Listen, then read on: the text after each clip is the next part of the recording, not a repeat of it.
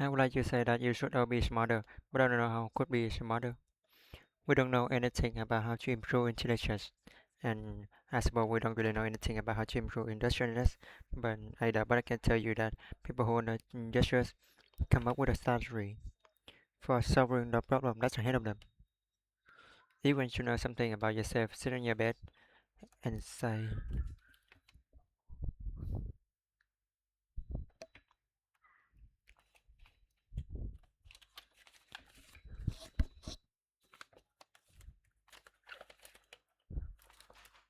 "What minutes do you got to be this right? This is no game. This. What's one thing I'm doing wrong? That I know I'm doing wrong. That I could fix. That I would fix. You meditate on that. You will answer, and it will be one you watch. It be necessary one. In this video, we will explore some his best kept secret for maximizing focus and achieving long-term success, so that you can study smarter, not harder. I often tell people to fix the thing you repeat every day, because people tend to think you travel, right? You get up, you brush your teeth, and you have your breakfast. You have your routines that you go through every day. Well, those probably constitute 50% of your life. And people think, well, there's mundane and I don't need to pay attention to them. It's not like, no, that's exactly wrong. The things you do every day, there's the more important things you do. Hence, all you have to do is do the arithmetic.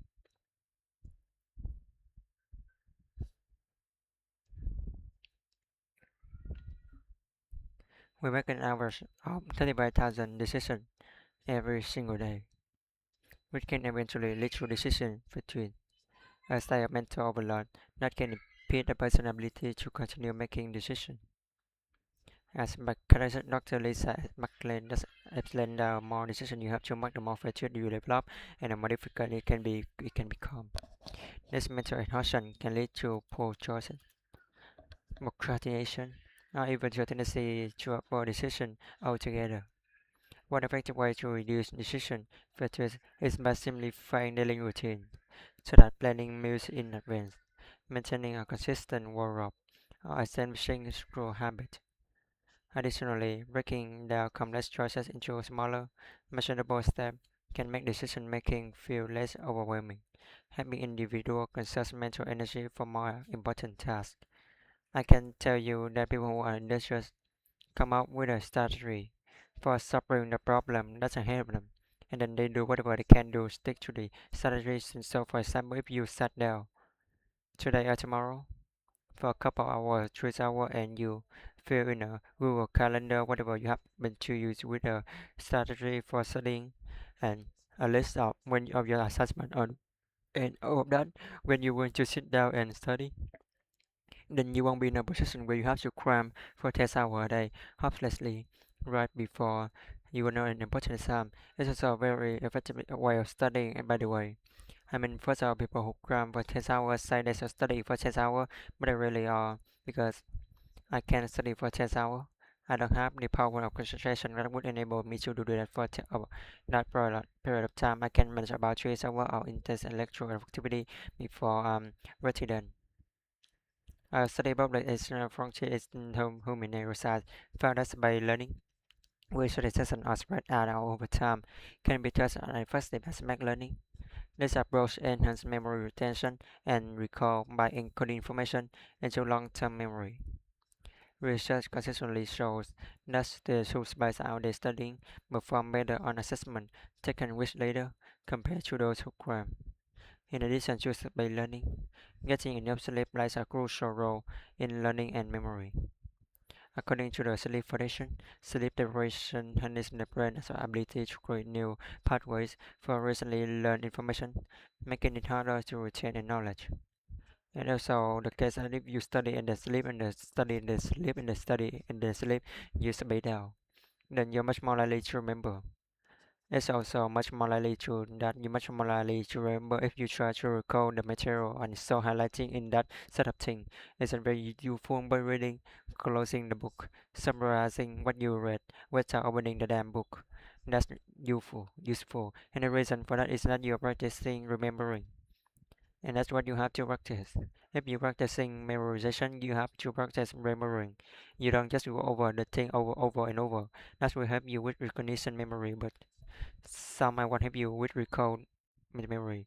The best thing you can do is read and write every day. Couple hours every day. Write about things you find important and see if you can discover what you believe to be true. And that will foundation and it's unbelievably practical. Research published by Jackson V. Wastad of Brigham Young University explore how reading literary fiction enhances our personal ability to understand others, a skill known as the theory of mind. This refers to the human capacity to recognize that others have beliefs and desires different from their own. In the study, participants were divided into groups and assigned different reading materials. Afterward, they took a test measuring their ability to perceive others' emotions. The results showed that those who read literary fiction scored significantly higher than those who did not read at all. So what seemed to happen in story is that they distill. They distill. So they watch people watch people, and then they tell story about what they see, but they leave a lot of those story, everything that's boring, hopefully. And then more stories about certain things get instead of I read it and maybe a great writer come along and write something really interesting, profound character transformations, and then you say well is that fiction, and then you say that well that's not true because it's fiction, but then maybe that's not right, maybe it's more than true because you want the truth. The truth is mundane reality, and you already got that mastered, and you want what you want is the distillation of interesting experience. And you might think, well, why is it interesting? Well, the answer is you don't know. Not the thing that's so cool. Just when you think about behavior, you tend to think about voluntary behavior, but motivational style will doesn't habit or activate depending on the situation. Autonomic response. So, for example, when you food reply and you start to think about food and start to organize your behavior towards food as an end to perceive the world where your body also prepare for food, and so it's useful to think about a motivated style as a micro personality.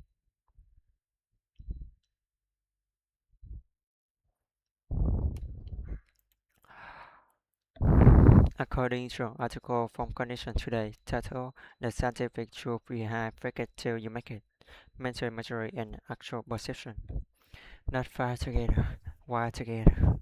In other words, if you do something in association with something else, the two things will get interlined at a narrow level. This principle highlights the brain's ability to strengthen neural connection through repetition and association. For example, if someone repeatedly visualizes themselves speaking confidently in a public, their brain starts to reinforce the same neural pathways used in actual public speaking, potentially improving their real-life performance.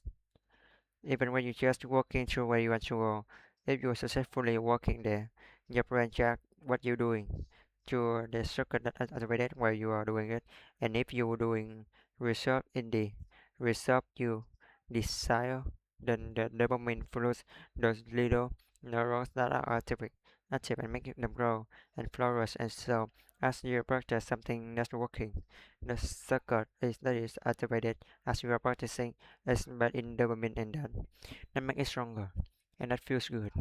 It's growth. It's part of positive emotion.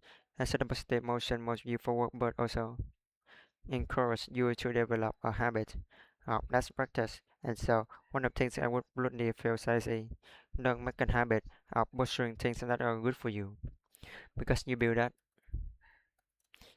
to you. What happens if you become this? That just mean you build a little monster inside you.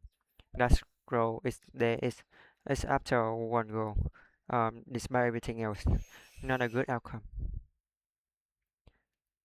In order to withstand suffering, let's say your life has to have some meaning. Well, that's mean a bunch of things. Mean that part of the way that you overcome suffering is by making to something meaningful, and I don't mean that metaphorically. I mean it technically. You make a mistake, it's got you suffering.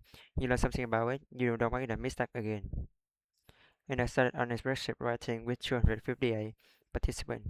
Researchers found that those encouraged to embrace discomfort felt greater sense of achievement and were more likely to encourage impressive journaling into their daily life, compared to those who were simply instructed to focus on tasks.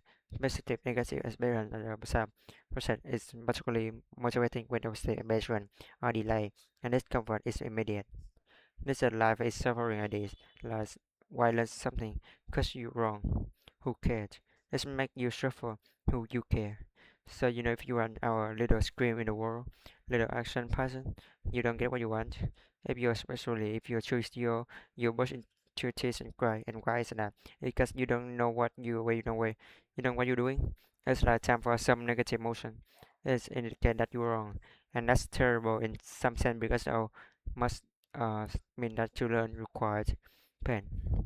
Now I don't believe that exactly because people who are careless, and to go to be careless and to learn new things can be very exciting. And so, what it seems to be is that there's a right of learning not too fast and not hurt you. That's what make you cry. But do you get the right just right? You're just opening enough novelty so that you can benefit from the possibility that give you a dopamine kick fundamentally. You can mitigate benefit from possibility without being overwhelmed by the expected element of it. Can you can tell what somebody is the one of the coolest thing as far as I'm concerned.